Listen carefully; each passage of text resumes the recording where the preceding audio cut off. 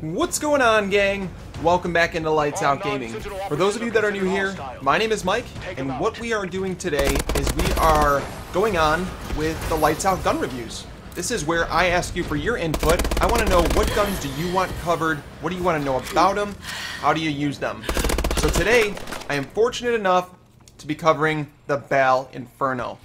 I want to personally thank Nils Melbourne, Alex Wales, and Kanoki. I know that's you, Brooks. I want to thank you guys for requesting this gun because it is one of the best guns in the game. It allowed me to easily get gameplays with this one. This is a gun where, you know how I talked about the ASM-1 Speakeasy?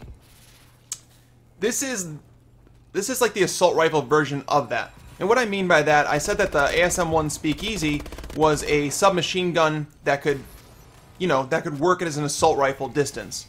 The BAL-Inferno is an assault rifle at heart, but it can be used as a submachine gun with its insane fire rate. So let's go in and let's just first off take a look at the gun statistics. Alright, so obviously the damage and the accuracy are going to remain the same. The BAL is good right off the bat, so we don't lose anything there, we don't gain anything, that's fine.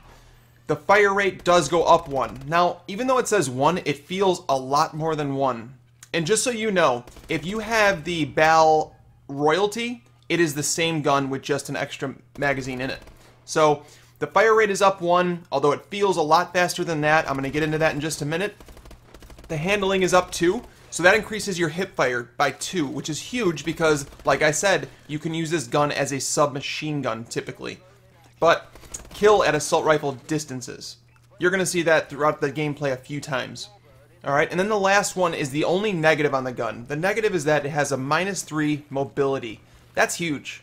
That's huge. And if you guys don't remember what mobility is from, what does your gun do video, that is the time it takes to pull up your gun out of sprint. So therefore, it's basically like an LMG. It's not quite that bad, but it's like an LMG in the fact that it takes so long to pull up your gun. So let's talk about attachments, because this gun does require them to make it as good as it can be. And that's the only really downside to this gun, guys, is that you really do want to run 3 attachments on that. Let's go in there and let's take a look at them. The first one, you really don't need sights on a BAL. The BAL doesn't need sights, especially with this one, the way we're going to use this gun. The iron sights are good. We don't need those. We're not going to need any laser sights because, I just don't like laser sights in this game because the hip fire is not very good. Then the first attachment that we're going to throw on this is a stock. Now, a stock, usually I tell you it's optional because it's usually what you would use on an assault rifle. However, on this gun, I'm not going to say it's optional. I'm going to say it's required. Why? Because if we're going to use it to its strengths, obviously as an assault rifle, with a higher fire rate, which is a little bit difficult to control sometimes, we're going to need the stock on there. Because we're going to be maximizing at mid to short range with this assault rifle. So we want the stock on there so we can aim down sights and keep up with those submachine guns while we are in close quarters. The next one that we're going to need, guys, is quick draw. That's going to make up for that -3 in mobility, so it's going to start to feel more like a regular assault rifle rather than, like that LMG that I talked about. Trackers we never use. A foregrip would be nice. It really, really would be nice, but I feel like there is other things that should be used instead. The suppressor, no, we don't want to take away from the BAL. This doesn't have a damage increase, so it would actually hurt the gun significantly. So we're not going to put a suppressor on it. Parabolic microphone, grenade launcher, not going to touch those. And then the last attachment that I feel is necessary is extended mags.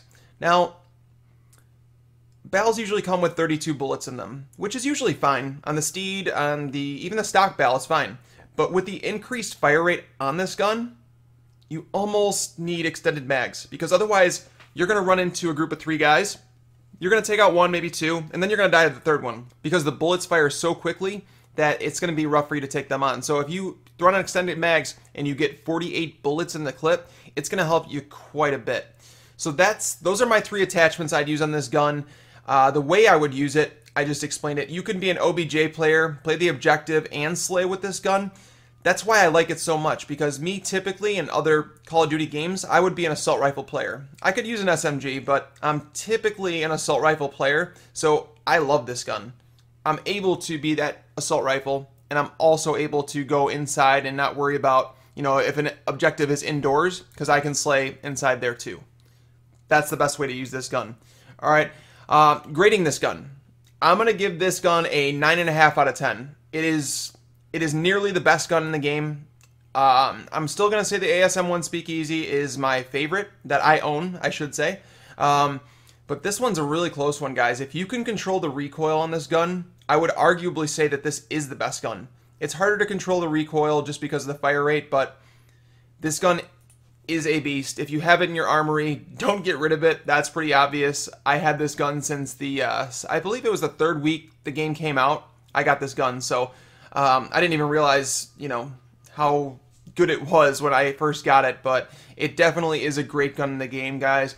If there's any guns that you'd like to see covered in an upcoming episode, don't forget to leave a comment in the comment section letting me know what gun it is that you want covered, and the one that has the most likes is the one that will be covered. Now, I do have an ongoing tally of basically what guns would be next, and as of right now, if I'm looking at the sheet, there's actually a 4-way tie, so I'm not going to mention which gun it is that's in the lead, but I guess we'll see next week. Let us know what you want to see, what gun you want covered, and we'll go from there. But until next time, guys, lights out.